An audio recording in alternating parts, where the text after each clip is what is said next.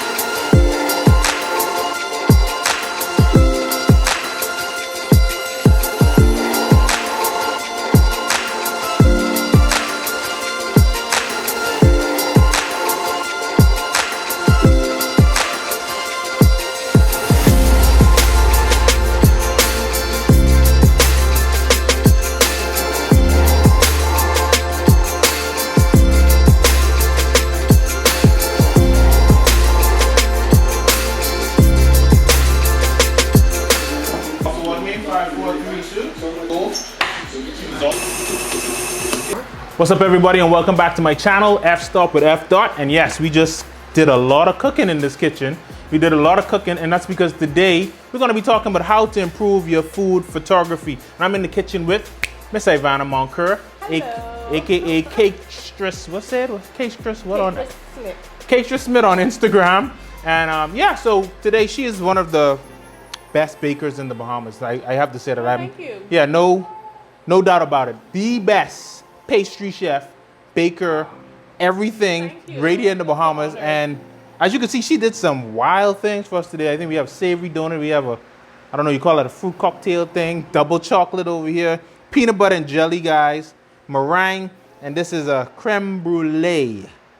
Creme brulee. Yeah, so we did a bunch of stuff, and we wanted to talk about how do you improve your food photography, because we know everything is about food photography now. It's on Instagram. It has to be Instagram. Yeah, everybody is saying if your pictures don't look good on Instagram, you're wasting your time. So Ivana, I know you create some beautiful things to eat, but I know you also do this for Instagram and for your business pages. So tell us a little bit about some of the challenges you face when it comes to photographing food for all of your activities online.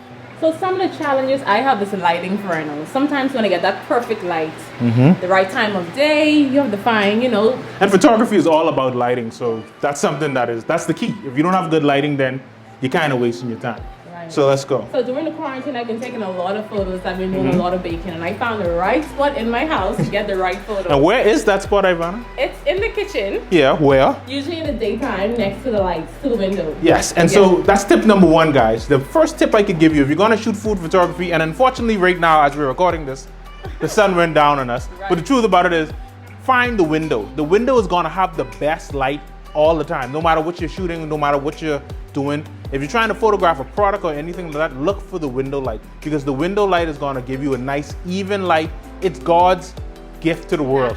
Natural light.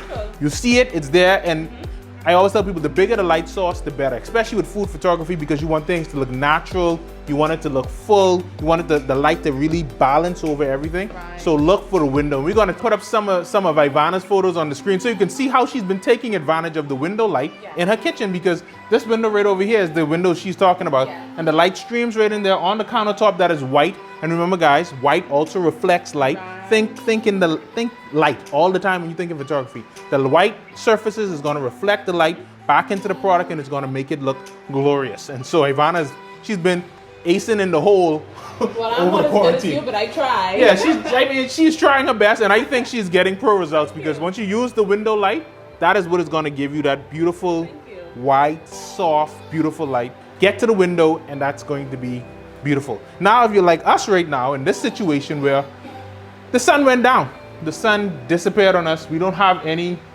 sunlight to talk about, but we have some modifiers for artificial lights. And so we're going to use artificial lights to kind of make the best of it. Yeah. And so in the kitchen right now, we have an LED strip over here. We're using this lantern on our LED light above us to give us a nice soft light that is glancing over everything. It's lighting us perfectly, I hope. Hopefully we look good on camera right now, but it's doing something real nice for us right now.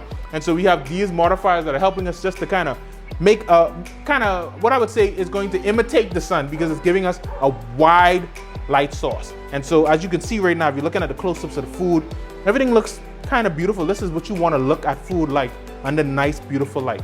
So we're going to take some pictures right quick. And just to show you, now Ivana talked about backgrounds as well. Yeah, that's another challenge I have. Yeah. Finding the right background. I usually Yeah. like very white, crisp, clean photos, and Yeah. I had a challenge too trying to find that spot in the house. You know? Yeah, and listen, if you can't find a white background, everything is not going to be on a white background. That's Yeah. just simple. You know, some things are going to have some kind of contrast when you look at things. And as you can see right here, right now, we have the wooden countertop, which is wooden countertop, and rustic is in right now. Rustic. Yeah, everybody loves rustic. You do something rustic, everybody loves it, and so that's what we have right now. But the beauty of it is like you can fix stuff up with your plating. So we're gonna move some of the stuff around just to give you like a starter course here, and we're gonna start with our. This one is like whipped mascarpone cream, Mm-hmm. chantilly cream, fresh fruit. So it's very light and refreshing. Kind of summery, when it's very hot Yeah. outside, not too heavy. So it's pretty simple donut. And it's a donut. And it's a donut. All of these are donuts, guys. If you didn't recognize that, it's donuts. They look like something out of this world, but they're actually donuts, and they're some of the most amazing donuts I've ever tasted. So we're gonna talk about, Vanna talked about white crisp backgrounds. And if you don't have an actual white background, the best thing to use is the plate. And so what you're gonna do is you wanna focus on the food and make the plate the actual background. So that's what we're gonna be doing right now. Like we're gonna shoot this setup right here of these donuts. And Vanna, like I was saying, like this angle from where I'm at right now, guys, you have to think in reverse because I'm on this side of the camera. But we're gonna shoot this donut as our foreground donut. This is gonna be our background. Then the plate is gonna be white. Any of this? We're not even gonna see any of the board. We're gonna zoom in, we're gonna use the lens, we're gonna use the 24 to 105 lens, and we're gonna zoom in all the way basically so that we only capture this in the front.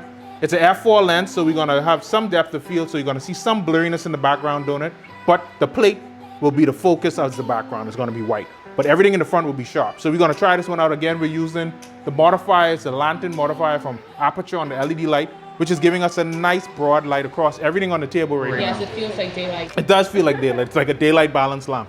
So it's real pretty. So that's gonna take a test shot here, just so everybody can see. I thought we would be able to get rid of the table, background table in this, but no, but we'll probably fix that in post.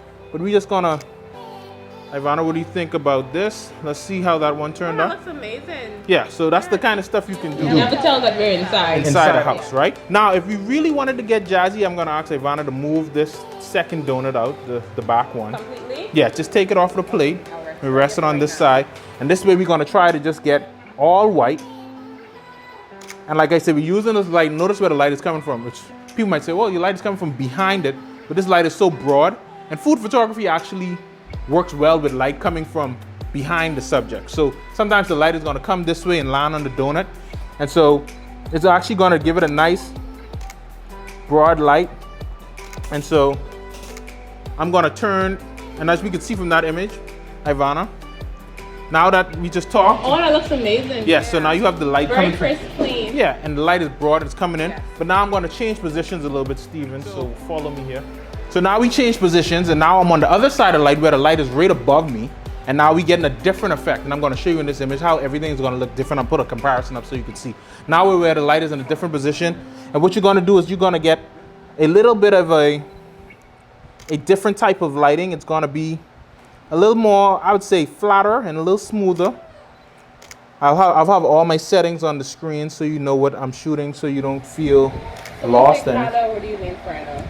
I mean, you don't. Flatter, Well, with that light, we were getting a shadow because we were on that side, Right. and the light was coming around, so you would see the shadow coming to the front of it. Right. But now that we're in the same position of the light, and the light is coming from over our shoulder, Uh-huh. you're actually getting more. It's a flatter light, meaning that you don't see too much of the shadow, and it looks like a, you know, what the kids doing a lot of flat lays. Okay. This is that flat lay Oh, lighting okay. almost. Okay. So if I was to take the camera and do one of these, where I held the camera above the, it's the perfect positioning because we could actually get that flat lay lighting Oh, that's amazing. where I you love could that. see Yeah. all of it. Yeah. The shadows ain't so crisp. We do have a little bit of shadow because we could move the light closer to avoid But all I of the love shadow. Nice flat lay. Yeah, everybody loves the flat lay lighting now. That's the new. It looks so beautiful. on Yeah, Instagram. yeah, that's the new Instagram term. If you don't know how to do flat lay lighting, find a video online. There are thousands of them on how to make the perfect flat lay lighting or the perfect flat lay. But this is the kind of stuff you can do with this type of lighting. It's an LED, but we're trying to simulate the sunlight or window light. So imagine there was a window right here on the side of me and the light was coming in. This is what you could do. You could just use it. And notice we're not using any flash. We're just using continuous lights. The light is coming in right here and you're getting some beautiful shots. End of story. So we talked about the rustic look and we're back in the same position again. And we're gonna focus on what are these donuts? Chocolate Sorry, this is the chocolate dips donut with chocolate soil on top. chocolate So you have soil. that crunch element on top, you have the sweetness in the chocolate, so you should get two different textures going on in your mouth. And I'm sorry for all you people who are not gonna be able to taste these after we're done shooting, because that's what's gonna happen. But these donuts, again, we're gonna talk about contrasting. We used those, that had a lot of bright color in it, the last set of donuts we photographed. And so we shot those on white. Now these are dark and have more of a rustic feel. So we're gonna just do a little bit something different with that, which is that we're gonna shoot them on the wooden board. Again, something to think about is always your plates, or like chefs call them vessels. Yes. Yeah, think about your vessels because they kind of make your food photography photos as well. So as you doing any of this stuff, think about the vessels, think about the placement in the kitchen. If you're shooting it in the kitchen, think about where you're putting it. Again, Chef Ivana has worked out the window and she got the window on lock. The window light is always gonna be your key, trust me. But like if you got continuous LED lights, I know a lot of makeup artists and other people getting into Instagram have ring lights and other LED lights. Use those to your advantage. You just have to tune them and find the right positioning for them so you can get nice light. So we're just gonna take a couple shots of the donuts, chocolate soil, and we're gonna get close. We're gonna do kind of a macro look so we can really see the soil here.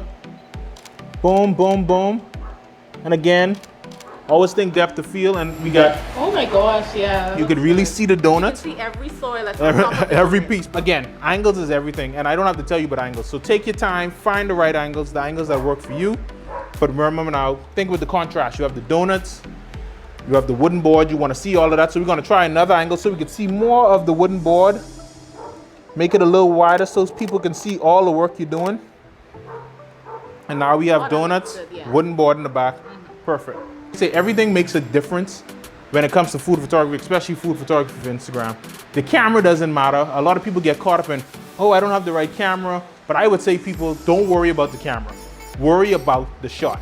If you can get the shot, it doesn't matter what it takes. An old cake board, anything. Use whatever you have. Now I'm gonna put up some of my other food photography to show you some of the stuff that I've done over the years, just to give you an idea of what you can do. But I was just wanted to help people, you know, people who are just getting started, especially people who make food for a living. They want to promote their food and or pastries and cakes online, and they need to take good photos. And so these are some of the tips that I would use that if you're gonna get into photography. Vanna showed you already her beauty in the window light. Yes, I love If you have an LED light, make sure you have a nice modifier that is going to make the light as broad as possible.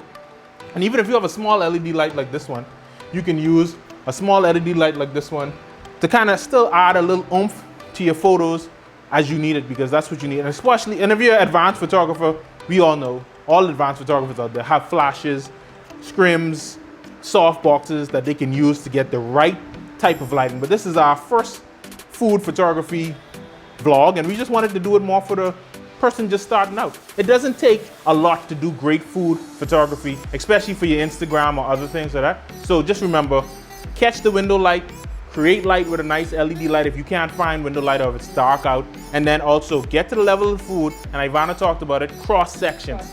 Cross sections are very important, so always find those cross sections. I like to say get on the level of food, get close, show the details, and that's really where it's at. So that's me and Ivana here on the channel. And so F-stop with F-dot. Check out the next episode. The next one we do, we're gonna be, like I said, a little more advanced. So see you on the next episode. Bye-bye.